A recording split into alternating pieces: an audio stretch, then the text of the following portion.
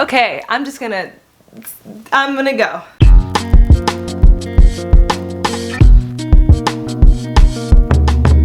I put color in my hair and I don't know if you can see it, and that's really disappointing, but I'm gonna immediately move on. Hi guys, I hope you are well, or as well as you possibly can be, given whatever circumstances are going on in whatever time period that you're watching this. If you're watching this close to when I upload it, then you are probably still sort of processing everything that our country is processing, or if you're in the United States, this country is processing as far as all of the hate crimes that have been going on against the Asian community, and it's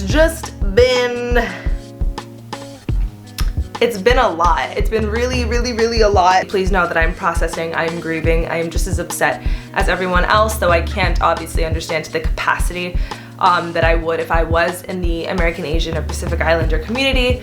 I'm just upset that humans are being mean to each other and being so inconsiderate and so racist driven, so violent, so fucking vile, so disgusting. And I never ever want to be one of those spaces that's like toxically positive, which is funny because we're going to talk about that a little bit today. But toxic positivity pushes us nowhere, and if you follow any spiritualists or any new age practitioners that like sort of preach this, you know, love and light 24/7 thing, like they're just not, that's not human, right? So that's important to note. But the reason why I felt like this video was timely is because I want to say like 2 weeks ago, maybe 3, I was feeling really, really, really happy.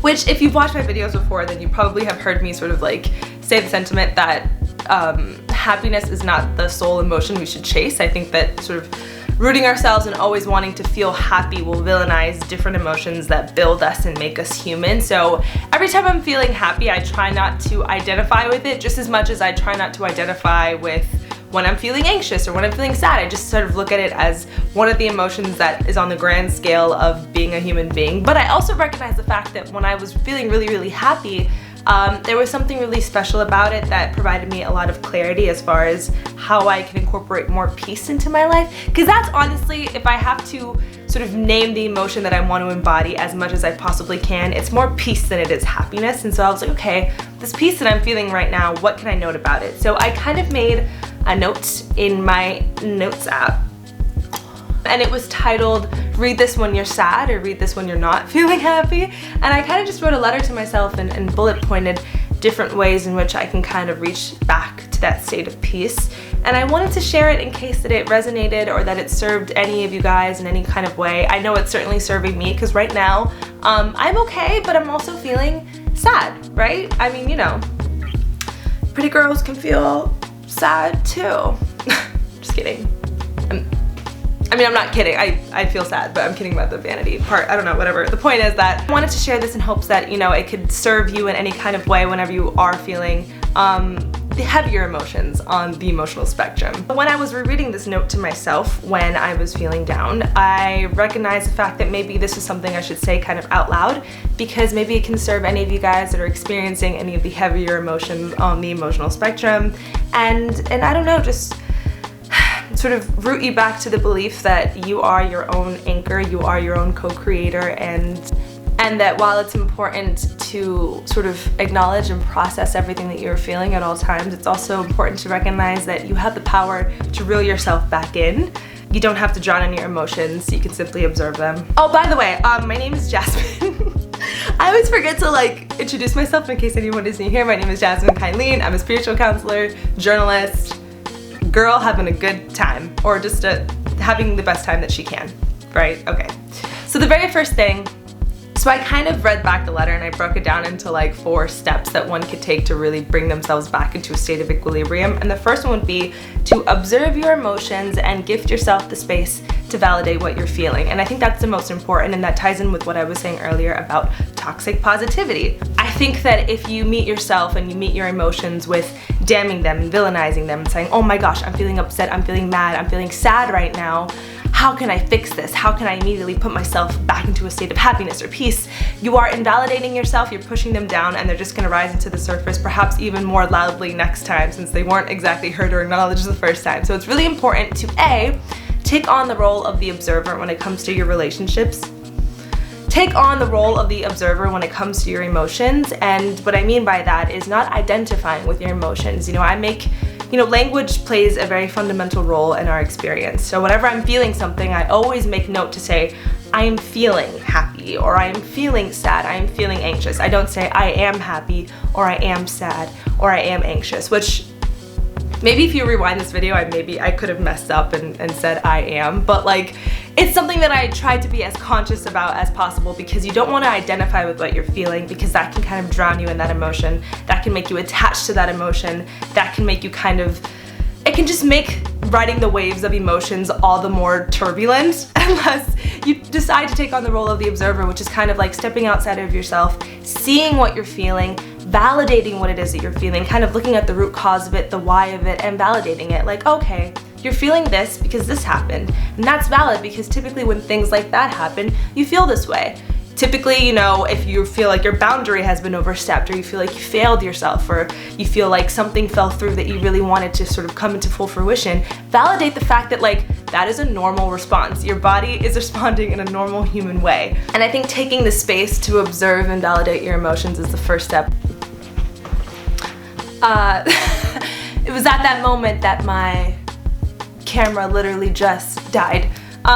So I don't know exactly what I was saying, but I think in summation, it is important to gift yourself the time to feel what it is that you're feeling and validate why you're feeling that. And that is different than having a victim mentality. A victim mentality even deeper roots you to woe is me. It will invite more reasons for you to feel as if you are suffering, because it's kind of emitting this energy of like, oh, well, I deserve to suffer. I am a victim. I'm going to invite in more of these experiences, as opposed to acknowledging the fact that like, oh, this is a normal emotion, this is a chemical reaction to an experience that I'm having, and I'm going to observe it, I'm going to let it happen, and I'm going to let it move through me and mold me and deepen me, and observe it, validate it, all of the things. The second thing I would do in order to sort of shift my energy and move myself into a more positive space would be to list all the things that I am deserving of and why. I think it's really important to sort of counteract that feeling of like, oh my gosh, I am hurting, with okay, well, what is it that I want to feel? What is it that I want to experience? And why am I deserving of feeling that thing? Because oftentimes, if we focus too much on why we are experiencing something that we don't want to experience, we can get trapped in, like I just mentioned, the mindset of like, well, I deserve to experience this. This is always going to be my reality. But focusing on, okay, well, I'm feeling like I've been overstepped. I'm feeling like my boundaries weren't met. I'm feeling like, opportunities aren't coming into alignment the way that I wish them to, or this relationship failed, or whatever it is for you, recognizing, okay, well, what is the contrary to this? What do I want, and why am I deserving of that thing? If it means people respecting your boundaries, list the reason why you deserve people to respect your boundaries. It's because you're a human being and you have a voice, and you have self-respect and self-honor, and you deserve people around you to obey that and to be respectful of that. And while listing, the reasons why you are deserving of what it is that you desire, and that also doesn't have to just be, what I'm deserving of, but even just like the manifestations that I want in my life, why is it that I want these things? What is my why? It sinks much deeper when it isn't just like, this is what I want, this is what I desire, this is what I deserve, as opposed to listing those things, but really recognizing the why of it. And, even if you can't immediately come up with the why of it, I think it's just kind of a universal knowing that it's your birthright to enjoy your life. It's your birthright to be respected, to be loved, to experience life the way that you desire to experience it, and that in itself is a big why. But I think honestly it's beautiful to just really succinctly come up with those reasons. Why is it that I'm deserving of a loving relationship? Because I have a lot of love to give, because I deserve to be loved, I deserve to have intimacy, I deserve to experience what it is and what it feels like to be in a reciprocal and loving relationship. Why is it that I deserve to be in a loving and reciprocal relationship? Because I am very affectionate and I want a space to physically put my affection outside of myself. I give it to myself and I want an external partner. Why is it that you are deserving of having an external partner to give it to? Because as a human being, I feel the need to experience intimacy on that level. It is my birthright, it is my animalistic nature. You can honestly keep going down and down. This can become sort of like a ladder of reasons why you are deserving of, but as long as you're getting clear on what it is that you're inviting in and why it is that you're deserving of it, that in itself can sort of shift your your body, your emotional body, because you're experiencing it in your mind, in your vision, and yeah.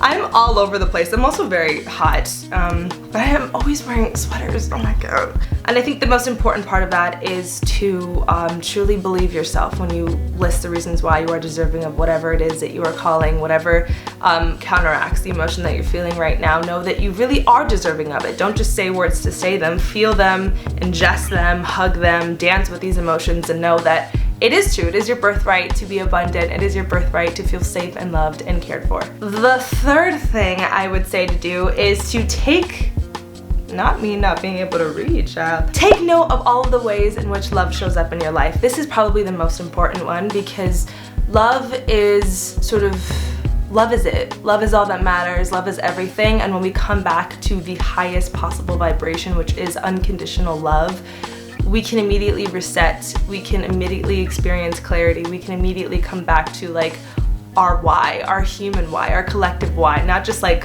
the small scale whys, but the big scale why. Like, why was I put on this earth? To love, to experience love, to create love, to give love, to receive love, to notice love, to give love its time, its space, its sacred attention. Love is everything. And so I think, you know, once you've allowed yourself to feel what it is that you're feeling and validating that, and once you've come to terms with like, okay, well, why is it that I'm deserving of feeling this?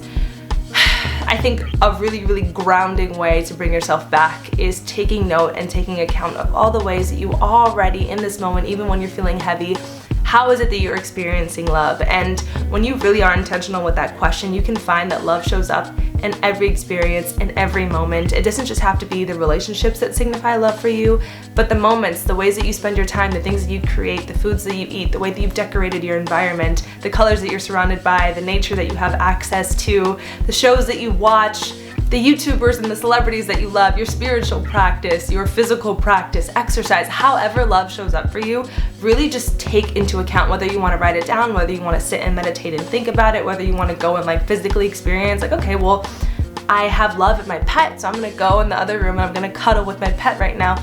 Whatever it is, just make sure that you really pay attention to the way that love is already in your reality, even when you are feeling disconnected from your most highest self, even when you're feeling disconnected from feeling emotionally well, you at least have access to love in more ways that you can even think. And if it's tough for you, come back to the ways in which you love yourself, and you wouldn't be so intentional with making sure that you feel okay if you didn't love yourself. So that in itself is a beautiful act of self-love. Take account of all the ways in which love shows up in your life, in music, in art, in the way that you experience every single day, in the long car rides where you see a sunset or a sunrise, in the beaches, in the parks, you know, however love interweaves itself into your everyday, every millisecond.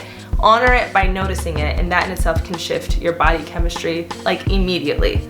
And the last thing that I wrote is to do literally nothing, and that is my favorite thing to do.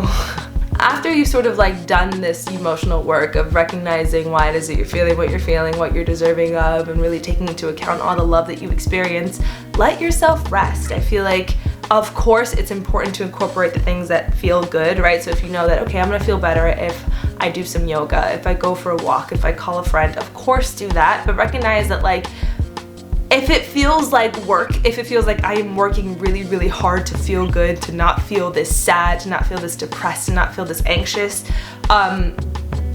stop working.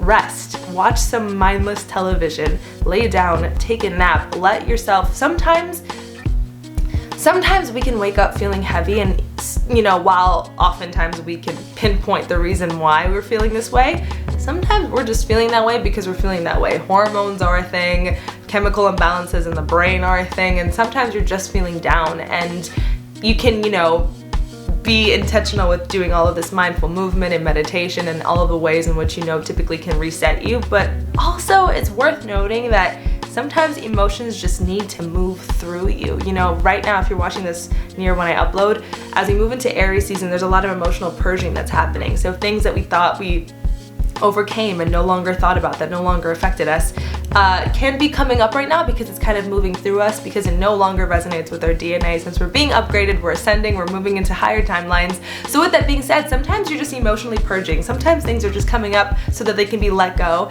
and let it go. And sometimes you don't have to actually physically do it. Sometimes you can just allow it and rest and let it be. We need to embody play and rest and leisure much more and prioritize it much more than we have been conditioned to. So let yourself be radical in a sense where you're not going to abide by these rules and regulations that tell you everything needs to take effort and be difficult. Sometimes the work itself is interwoven into not doing a single fucking thing. Sometimes work is not doing work at all, and sometimes our war looks like rest. Sometimes fighting against, you know, capitalistic regimes means doing absolutely nothing. So take advantage of your autonomy and decide when you want to rest. Decide when your body just needs to process and release and do nothing. If you want to make all the plans for tomorrow as far as what you will do to really get yourself recalibrated, then do that, but at least give yourself the now to rest and relax. And what I wrote to myself, in case this is worth mentioning, is you have so much love in your life in the friendships, music, colors, foods, sunsets, people that you impact. You are abundance embodied, and no form of commercial success can validate or invalidate that. You move people with your words, your energy, your sheer presence. Nothing else matters but the presence of this moment right here. Eat something yummy, watch something funny, laugh with one of your many beautiful friends. You already are who you want to be, and life is only getting better, even when it's difficult or grayer than usual. You can always find the love. You can always find the peace. You can always find the lesson. Root yourself in your practice, in your spiritual hygiene, and knowing that you are connected to something bigger than all of this and playing a divine role.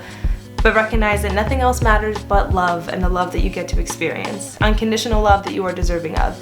Give it to yourself first, and the world will follow suit. So that's kind of like what I wrote to myself, and I would invite you as a fifth, step would be when you are feeling in a state of peace, when you are feeling in a state of clarity, you know, write to yourself why it is that it's okay to feel okay. And I think that would be the fifth step, you know, sort of taking the time when you do reach a state of peace and a state of clarity to write to yourself, you know, okay, now that I'm feeling like I can breathe again, let me write a letter to myself for the times in which I don't feel like I can breathe. And let me remind myself of the love that I have, of the reason why none of that other shit matters. Validate what it is that I'm feeling. Validate the fact that, like, yes, there are waves and roller coasters and life will sometimes be grayer than usual, but at the end of the day, you have everything you need. You are okay. Feel through it. Like, just speak to yourself. Take care of yourself. Nourish yourself with your words and your own love. And yeah, it's worked for me thus far, and I hope that this made sense. I hope that this was to any degree cohesive. It's also worth noting, never take what I share, what comes from my heart, as like replacement for things that are very important and necessary, like therapy, or, you know, if it relates to your case, medication. You know, this is just kind of like the ways in which I've been able to keep myself afloat, and I share it in hopes that maybe it can resonate with you and inspire you to keep yourself afloat. So know that I am with you, and we are all collectively experiencing all of the waves of emotion every single day. We're all on this journey together, and sometimes it is grounding to know that at least this experience is communal and collective. And yeah, that is all that I have for you, but thank you so much for watching. Thank you so much for joining. Feel free to subscribe or visit my Instagram at JasmineKylene or lalilaluna.tv for more conscious content. And yes, walk with grace.